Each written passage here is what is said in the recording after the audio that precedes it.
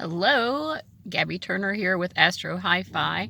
I'm going to be talking in this video about the ingresses of Mars and Venus this week into their home signs, but not just those ingresses, but aspects that each of these two planets is making before and after those ingresses take place. In the case of Mars, we're talking about one that happened before the ingress, but for both of them, aspects they're making after they ingress into their new signs, which are their home signs. So I'm going to start off with Venus, actually, even though Mars was the first to ingress. So Venus, I'm recording and uploading, hopefully, this video on April 30th, which is the day that Venus has already ingressed into the sign of Taurus, which is one of her two signs of rulership. She also, of course, rules the sign of Libra, and she carries with her the energy of both of those signs. But yeah, she's entering Taurus and immediately is making a semi-square aspect to Saturn in Pisces. So I think that's what I'm going to talk about first. And, you know, Venus, when she enters Taurus, she loves comfort. She always does, you know, but when she's in Taurus, she really gets to experience that. And I've said this before, and I want to say it again, but I feel like Venus and the sign of Taurus are often falsely, you know, associated with luxury. And I suppose maybe it depends upon what a person means when they say luxury. But Venus in Taurus just likes to experience the moment and like revel in the beauty of the moment and one's surroundings. It's a very like, you know, mindfulness. You know, I don't know what mindfulness has anything to do with luxury, although Venus does like to enjoy the five senses, right? But we can enjoy the five senses in very humble circumstances, and we could be in very lush circumstances and be in misery for whatever reason, not necessarily because luxury makes us miserable, although it might.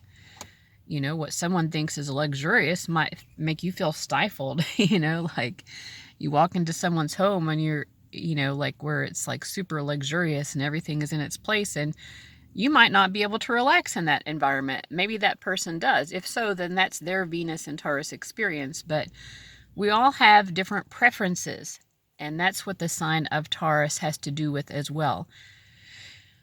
Venus in Taurus has a heightened awareness, and anyone with strong Taurus placements as well. They know what they prefer, and they like to be aware as well of what other people's preferences are. They know that not everyone prefers the same thing as them, you know. It's like maybe I like potato chips as a snack. You have a sweet tooth, and you prefer sweet things as a snack, right? So Venus still has that Libran quality of thinking about the other person, taking the other person's needs into account. But in Taurus, it has to do with, you know, not like beliefs necessarily. It has to do with values and preferences. I guess values and beliefs kind of go together, right? But it's more about the material experience of what we prefer. You know, what kind of clothes do I like to wear? What makes me feel comfortable? What makes me feel beautiful, right? Because Taurus also likes beauty, but beauty is in the eye of the beholder, and Venus knows that, you know, so not everyone is going to be attracted to the same things. The Taurian people that I have known have not been especially luxurious people. Not saying that there aren't Taurians out there who are not into luxury, you know, like wanting to drive a Rolls Royce and live in a mansion, like, or whatever, you know. But Taurus people know what their preferences are. I would say that people with strong Taurus in their chart are usually very hospitable, you know, because again, they have an awareness of like making other people feel at ease in addition to allowing themselves to feel at ease. But while Venus is in the sign of Taurus, she wants us to be able to fully experience the moment, like see and understand the beauty of our surroundings. Like, you know, for me, I love to hear the birds sing, and I can be in a Walmart parking lot, which is actually where I am right now, and I hear the birds singing, and it's so beautiful. You know, like Taurus You know, I recently was visited by, the beetle. I had a couple of beetles show up in my life, and I was reminded of the scarab beetle. The scarab beetle is very sacred, to ancient Egyptian thought, and when you see these beautiful ornate jewels and decor and the way that the scarab beetle is drawn and portrayed artistically in ancient Egypt, it's easy to forget that the scarab beetle is actually a dung beetle, right? Dung is poop. They roll up balls of poop because they understand the, the quality of life that is in something so humble. Actual excrement, right? Remember also that Taurus is the sign opposite of Scorpio. Scorpios also has a very heightened awareness just of the need to release and let go, that endings are necessary. But Taurus can do sort of the opposite. It's like the other side of the coin, where it's saying like, oh, I have found this trash and I can make it into treasure. I would say more than Scorpio perhaps. Taurus is the sign that has that understanding, and especially Venus. Venus understands the material world very well, and she knows how to make use of it. So Venus in Taurus is like the dung beetle, the scarab beetle being one kind of dung beetle. This poop can be a giver of life. It is. This poop, this excrement, has so much value. And so I think that really is the true and humble nature of Venus and Taurus. Oh, sure, she can wear gold and fine jewels. Of course, she understands the value of those things as well. But she definitely understands how to get into the dirt or even the dung and really make the most of it. And that's something I've noticed about Taurus people. They can always, whatever they've got, like they'll search in their pantry and they can make a wonderful stew. It's like it's like magic. It is magic. It's alchemy, turning dung into something of value, something that we normally are appalled and grossed out by. Has so much value, actually. It can give life, it can sustain life. So in any case, so that's my little stint on Venus and Taurus. Again, I think this Venus and Taurus, wherever it is at in your chart by house, it's reminding you of sort of being appreciative, really being grateful. Like the dung beetle, like understanding the sort of sacred nature of something that we want to turn our nose at.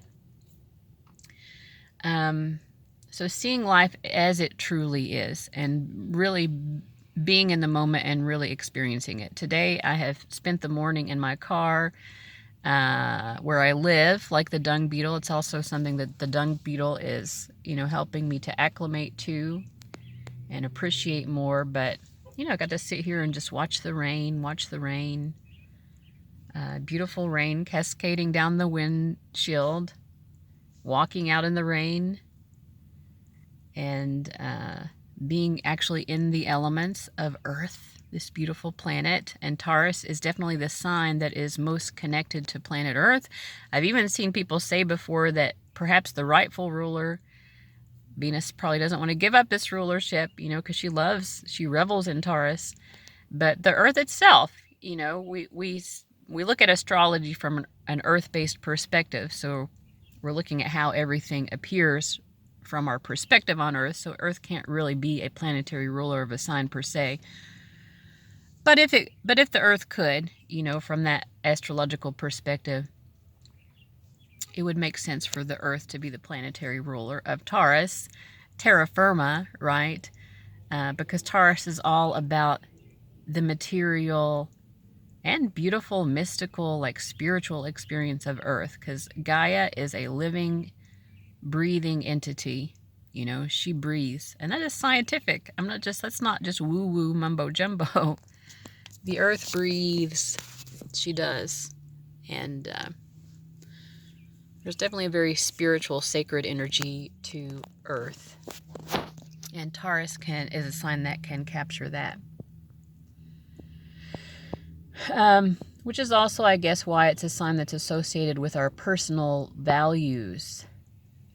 Because what do we value on Earth? Like, let's imagine, going back in time and being hunter-gatherers.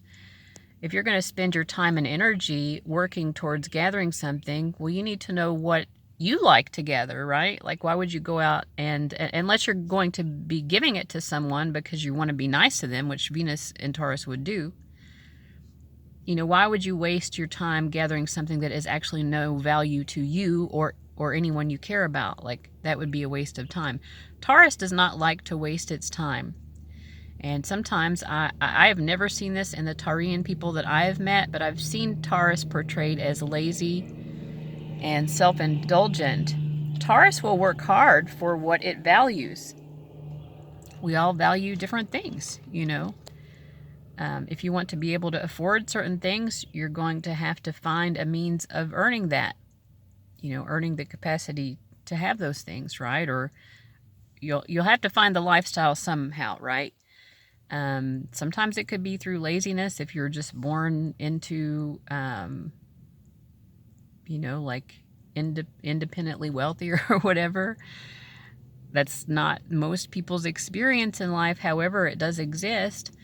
So I can see someone like that, if what they preferred in life and they just had money and they didn't have to work for it, and what their preference was, what they valued was, to live a completely hedonistic lifestyle, then that's what they would do. But, most people can't do that. And Taurus actually also has a knack for finding work that is satisfying. So that's something that we can learn during this Venus and Taurus transit as well. What do I like to do with my time? It doesn't have to even necessarily be paid work, but like Venus and Taurus, for example, if I want a really nice stew and I know how to make a stew, or I want to learn, right? I can do that. It's applying the effort. I have to apply effort to get what I want. Let's say I have some wood. I already have the wood. It's free somehow. I came across some wood and I want to make something out of it. And I already have the tools. Like, I don't have to spend money to do this. I have to spend energy and effort. But Taurus knows how to use both resources and skill, and also knows how to master skills in order to be able to create and have the things and the experiences that it wants and needs. So that's a great energy. My only Taurus placement in my natal chart personally is Chiron, which is the wounded healer. I think Chiron tends to spend quite a lot of time in Taurus, so there may be quite a few of you out there also who have Chiron in Taurus. But, I have a sort of wounding around having the ability to do what I had just said. Like, how do I actually create wealth? How do I save money? Like, I'm not very good at it, but...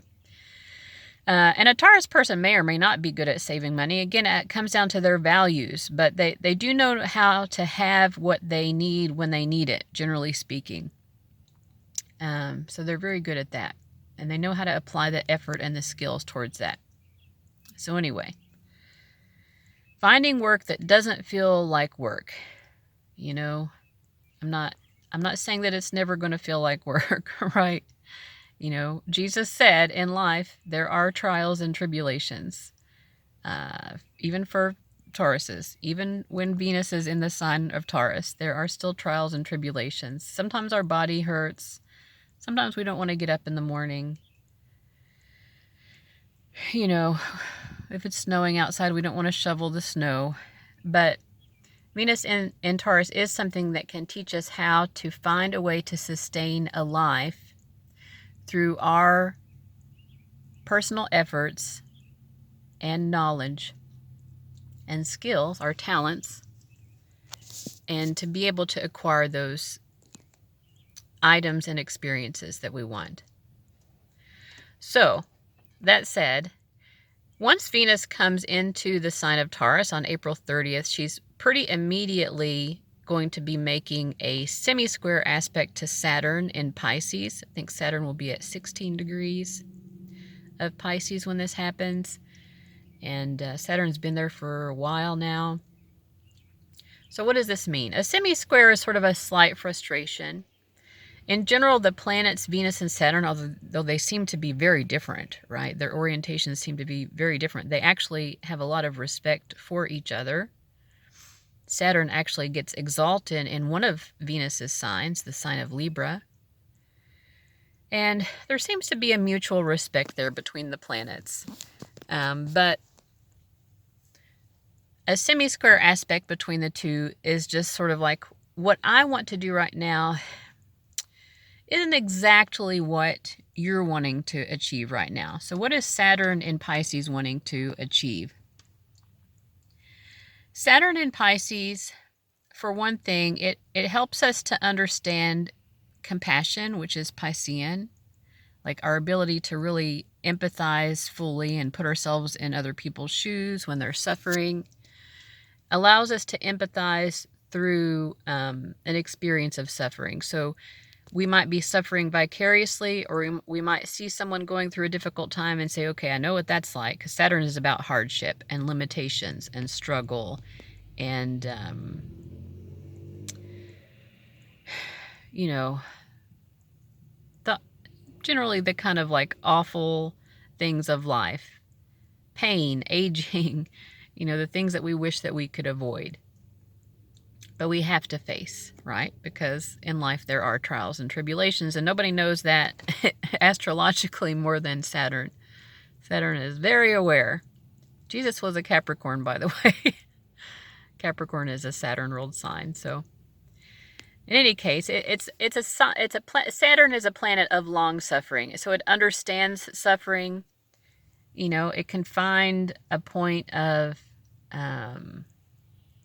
I don't know, divinity within a state of suffering, maybe, and sometimes Saturn might even glamorize suffering to an extent. Like Jesus, a Capricorn, he, I can't think of what it's called, right, but he would like beat himself or something.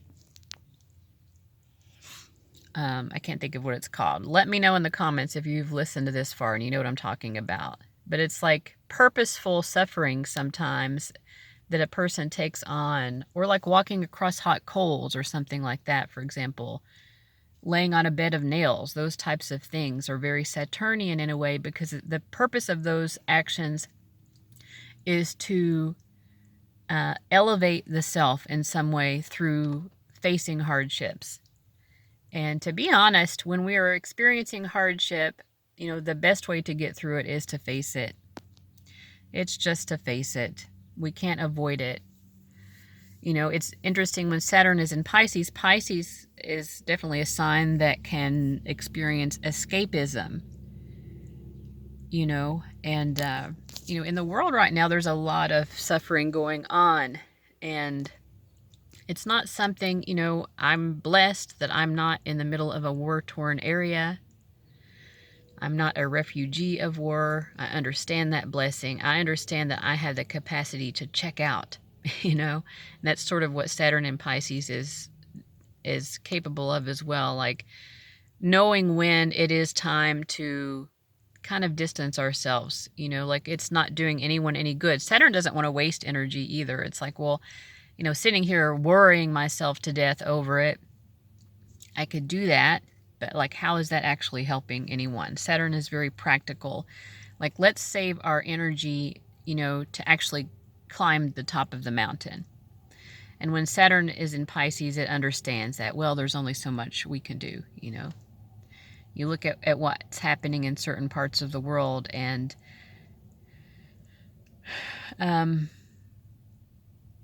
it's like, well, I could go on and on about how awful it is, or I could sit here and worry, but none of that is actually doing anything. So Saturn is that sort of adult part of us that accepts, in the way that Jesus said, in life there are trials and tribulations. So let me just accept that. People are going to have to suffer. Sometimes it's going to be me. Sometimes I'm going to have to witness other people doing it. And I can have that compassion, but I can have that compassion with the Saturnian insight of, this is life. Life is just like this sometimes. And but also what Saturn in Pisces is capable of doing is tapping into that Piscean capacity to imagine what currently exists. That's one way of escaping our current circumstances, is to be able to see beyond them, because Pisces is a visionary sign, right? It can tap into what does not exist. And with Saturn, it can also say, okay, here is the vision. And I'm going to get back into my Saturn practicality here and think, okay, like what is going to be required here? Saturn has the capacity to really look at the long-term view anyway, and look at things that may require many years. Think of some of the great endeavors that humans have undergone, building the pyramids. This took like sometimes multiple reigns of it wouldn't even just get done in one reign of one pharaoh. Sometimes, like, there are things that have taken like 500 years or whatever. It's like that Saturn energy, like understanding, like to build some sort of structure or enterprise that is that substantial. Saturn is the planet that has the capacity to look at that. So something else that can be happening with Saturn and Pisces is we can see, like, wow, this situation with war, maybe even just looking at war in general, it's like, wow, we don't like this. This is not good. But like, clearly it's not something that you can just snap your fingers, right, and get it over with. So Saturn can look at something like that and say, all right, especially when it's in Pisces, it can like dream up the possibilities. Pisces opens up all of the possibilities. Possibilities are still just possibilities until you make them real. But Saturn has the knowledge and the sense of dedication and perseverance to make what is imagined real. It understands the hard work and dedication and the many years, generations perhaps, that might need to come together. And Saturn has the ability to look both backwards and forwards. Saturn is the father of time, and learn from the past and prepare for the future. And with in Pisces, it can prepare for a beautiful, like, kumbaya type of future, which clearly doesn't exist, although we've all experienced it in certain moments. Not just when we were singing Kumbaya. Maybe that was even the least time that you ever experienced an actual Kumbaya moment. By Kumbaya moment, I just mean like when we really feel that beautiful connection to other people and we're like, wow, we're in it together. Pisces is all about that. Like, we are really in this struggle together. And Saturn understands struggle. So that's what Saturn in Pisces is all about. So I feel like with this semi-square of Venus moving into Taurus, a semi-square is a slight frustration. Like, well, we're not exactly on the same page, but it's like when we have dialogue with someone, we are learning from each other. Socrates called this the dialectic. One person comes with their perspective or their thesis. The other person comes with their perspective, their preferences, or their thesis. And, so it's thesis and antithesis. And through engaging in dialogue, they come to a synthesis, which is a higher level of what they came to the table with to begin with. Now, a synthesis doesn't mean that they now both have the same beliefs, but it means that they have both elevated through that process of being willing to engage with in dialogue with someone who doesn't exactly have the same intentions or mindset as themselves. So that's how I'm seeing this semi-square between Venus and Saturn, is creating a sort of synthesis. How do we do what Saturn in Pisces is wanting to do, which I've already expounded upon, and also just be able to kind of be in the moment? Like, can we do both of those at the same time? Not exactly, but it's kind of like work-life balance. We may not be able to be doing them at exactly the same time, but maybe we kind of can. Like, maybe we have people, we're on a board of directors and we're planning this big thing that's going to help so many people. And at the same time, we want to go home at the end of the day and, like, just chill out with our loved ones and eat popcorn and watch TV. we can definitely do both of those things. And in fact, this square here is creating this synthesis where we can understand how like those two things actually work in tandem. We need to be able to like just enjoy the moment, which is what Venus and Taurus is all about. But we also need to be able to create substantial endeavors that improve both our lives and the lives of other people, which is what Saturn in Pisces wants to do. And if we're just focused on those Saturn and Pisces visions, whoa, we could really get like burnt out and overcome with suffering and oh my God, and woe is me and woe is the world and everything is awful. Like it could come to that if we don't get some sort of reprieve through tapping into what Venus and Taurus is trying to show us. So everyone out there is going through different things. There are different things in your life that you're involved with or concerned with, but apply those energies that I described to what you're going through. They might, depending on your own chart and how these planets are aspecting your chart, or maybe they're not really doing much in your chart, so you're not really feeling it. But if you are feeling it, then you can apply it to your own circumstances. Basically, we need balance, right? And if we're out of balance, it's going to feel a little bit disjointed. That's the semi-square aspect at work. Now, also, shortly after she enters the sign of Taurus, right after she makes that semi-square with Saturn, Venus is going to make a square aspect, an actual square. So that's like more tension than a semi-square, right? More frustration, more like, oh, we're not really seeing eye to eye, but we're not seeing eye to eye in a way that at very least gets each other's attention. That's what a square kind of does. So Venus entering Taurus is going to be squaring with Pluto in early Aquarius.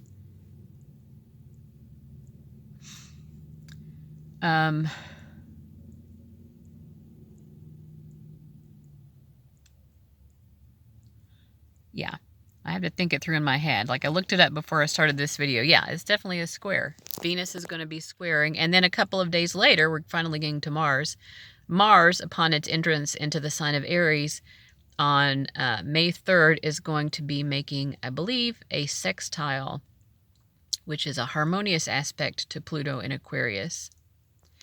So let's keep talking about Venus for a while, and then we'll get into the Mars part of it. So this is one thing that I did sort of in my mind wax poetic for a while before I started recording this video about, I waxed poetic about the whole Venus semi-squaring Saturn part of it, but I didn't think as much. So I'm going to be thinking out loud here. Venus and Taurus squaring off with Pluto in Aquarius. Well, Pluto in Aquarius is also thinking about the future, because Aquarius is always very futuristic minded. It wants to do innovation. But also Aquarius understands that in order to bring about innovation, we have to sometimes destabilize what currently exists. So that, of course, that destabilizing energy of Aquarius is obviously going to be at odds with the sign of Taurus, which prefers stability and, to be in the moment rather than, thinking about the future so much. Also, Venus as the ruler of Taurus and Pluto as the ruler of Scorpio are at odds in general with how they approach life. Venus is more comfortable with like a relaxed pace or just relaxing in general. Pluto views everything as sort of like a life and death situation. And so Pluto in Aquarius is similarly to Saturn in Pisces, although in a different kind of way, I guess, feeling like this urgent need. It's like the future itself is a life and death experience. What's going to happen? Pluto is also like a mystery diver, a solver of mysteries. Like it's, the ruler of like the esoteric and all of these various means we have of like trying to know what's going to happen. What does the future hold? I have to know. especially in the sign of Aquarius. I have to know, like, what in the world is AI going to bring about in the world? Like, listen, we can imagine it all day long. We can apply, our logic and make some, good guesses. But in the end, we're not going to be able to know it until it happens. And I think that's where Pluto and Aquarius and Venus and Taurus are at odds as well. It's like when you get to that, future point, 30 or so years from now, to see what all Pluto and Aquarius is going to bring out about in terms of AI or any other number of things. Revolutions, evolutions, like a lot's going to happen during the Pluto and Aquarius transit, which I think it leaves, I can't remember exactly how long it's going to be in Aquarius, but it's going to be there for a good long while. And going to bring about a lot of change. That part is guaranteed. Of course, change is always guaranteed. But Venus is like, when you get to that point, are you going to be able to settle in and actually experience it? Like, you're fretting over it now. Like, what is the point? So again, Venus is just Venus and Taurus bringing us back to the moment. It's like, okay, Pluto and Aquarius, blah, blah, blah. Like, oh my God, we're freaking out because the future exists. Yeah, the future definitely exists in the future, and this is the now. I just want to point out as well that Eckhart Tolle, whose name I might be mispronouncing, he's like the power of now guy, like very zen, like stay in the present moment. I'm pretty sure he has Moon in Taurus, which checks out. He seems very emotionally centered in the moment of now. He's very calm, which is very Taurus energy. The moment of now. Like, even his voice, the way he speaks, it's like, could never possibly unsettle a person. It's like, very peaceful voice. We are in the moment of now. But anyway, so Venus also wants to remind us of that. Like, what is the point really of getting so freaked out and life or death about the future when you're not even enjoying the present moment? So why don't you just like try to enjoy the moment, get into the moment for once, because when the future gets here, you'll need to know how to enjoy the moment then too. What could it be? It could be like a apocalypse, 30 years from now. We're living in a post-apocalyptic wasteland, but we're not there now. And if you think that you are going to need to learn how to exist with some semblance of relaxation and enjoyment of life within a post-apocalyptic nightmare, and you can't even do it now, then I guess you're never going to be able to. Like, you're really going to be suffering in the future if you can't figure out how to enjoy what you've got going on now, because there's a lot of horrible things that people are going through all over the world right now.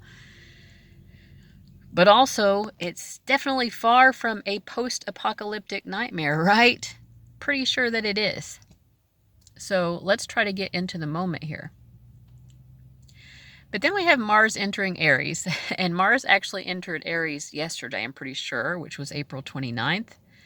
And the first aspect that Mars is making upon entering its sign of Aries, which is also its home sign, is a sextile to Pluto. But let me wax poetic, I guess, a moment here on Mars and Aries. I feel like Mars and Aries is so much easier to explain than Venus and Taurus. But so Mars is the planet of me, myself, and I. It's also the warrior planet. It's, it's our impetus. It's what motivates us. It's what drives. It's our inner drive and motivation. It's our vitality.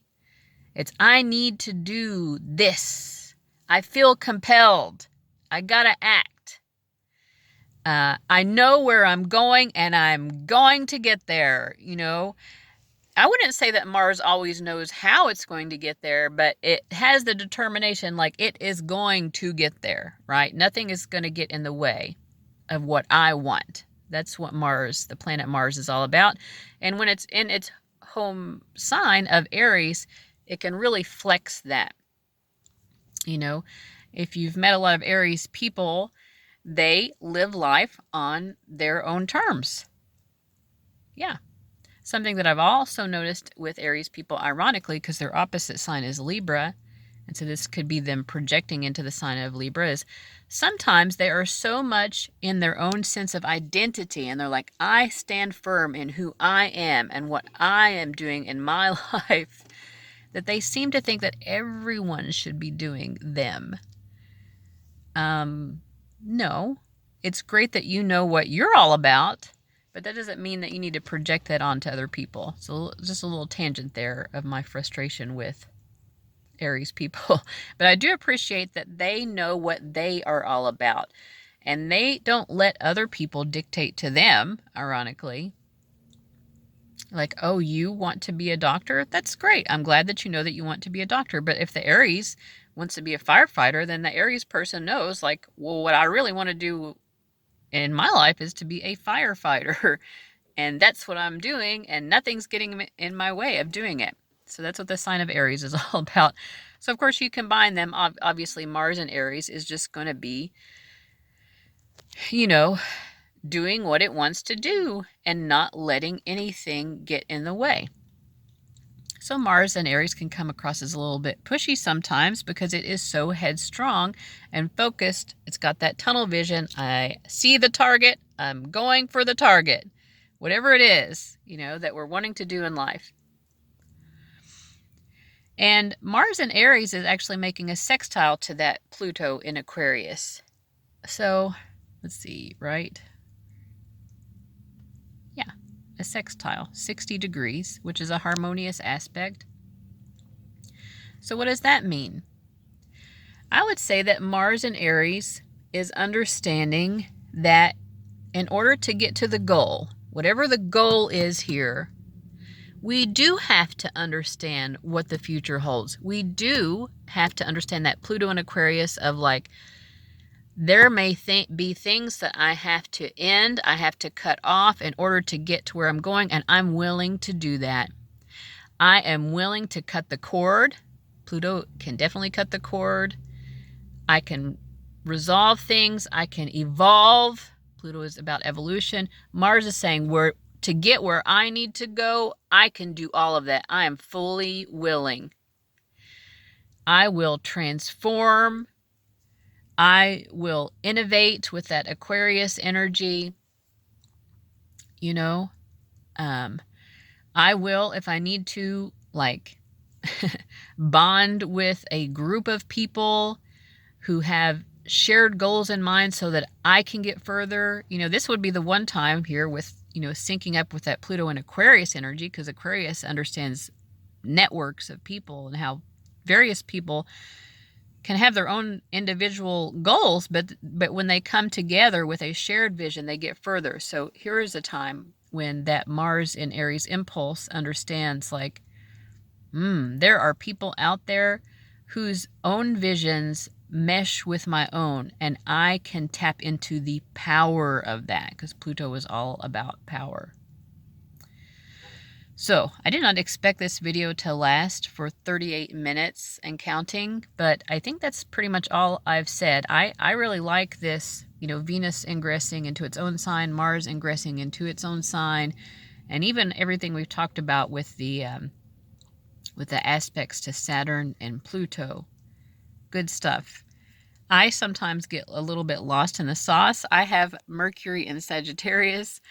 So, I kind of look at the big picture and the details of things like the astrological weather of where the planets are and stuff like that. I have to really focus myself in order to be able to pay attention to that all the time. But sharing content like this on my channel here helps me to kind of be reminded of that. But I like to be reminded of it not in a sort of self-fulfilling prophecy of, well, this planet is doing that, therefore I should feel such and such way. It's like, maybe I should, going back to Venus and Taurus, maybe I should feel what I'm actually feeling and experience what I'm actually feeling. And then I can check in with the astrology and see if the astrology helps me make more sense of what I already definitely am experiencing, rather than listening to an astrology video or reading content online that tells me you'll be feeling this way or that you'll be experiencing that. It's like, you may or may not be. We're all individuals, as Mars and Aries definitely wants to remind us. All right, so thank you so much for watching. Let me know in the comments if you have anything else to add or any responses to anything I said here today. I fully appreciate that. And I'll see you later. Bye-bye.